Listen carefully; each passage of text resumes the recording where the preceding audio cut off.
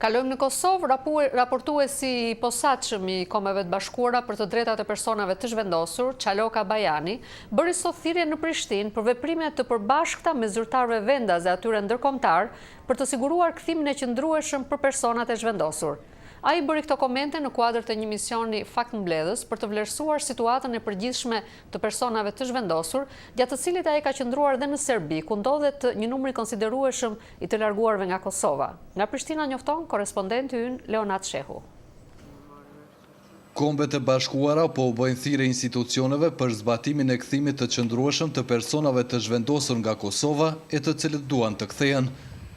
Çështja e kthimit ishte temë diskutimesh në takimin e raportuesit të posaçëm të Kombeve të Bashkuara për të drejtat e personave të zhvendosur, Çaloka Bajani, me ministrin për kthim dhe komunitete në qeverinë e Kosovës, Dalibor Jeftić. Zoti Bajani do të qëndrojë deri të dielën në Kosovë në një mision faktmbledhës për të vlerësuar situatën e përgjithshme të personave të zhvendosur, që siç tha ai, po e ndjek Kosovën tash e 14 vjet me radhë. And I think that it is time that we put all our efforts together to promote durable solutions for internally displaced persons. Mendoj se është koha që të bëjmë përpjekje të përbashkëta që të sigurojmë kthim të qëndrueshëm për personat e zhvendosur dhe duke trajtuar këtë si çështje humanitare, tha raportuesi i Kombeve të Bashkuara, i cili në qershor të vitit që po vjen duhet të raportojë në Këshillin për të drejtat e njerëzit për gjetjet e tij në Kosovë.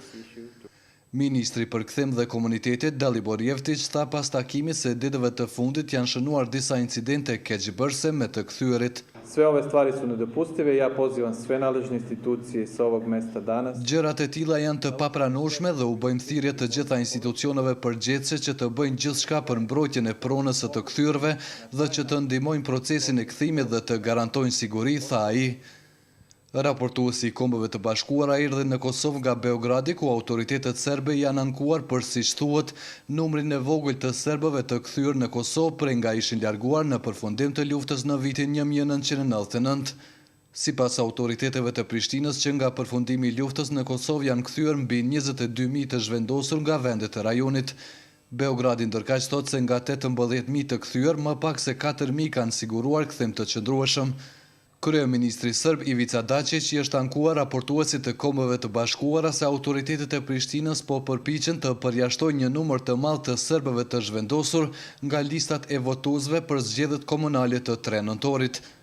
Komisionit qendror të zgjedhjeve në Kosovë nëpërmjet Organizatës për Siguri e Bashkëpunim në Evropë janë paraqitur rreth 40.000 kërkesa nga Serbia për të përfshirë në listën e votuesve, ndërsa mbi 30.000 syrësh janë shpallur të pavlefshme. Për Zërin e Amerikës, Leonat Shehu, Prishtinë.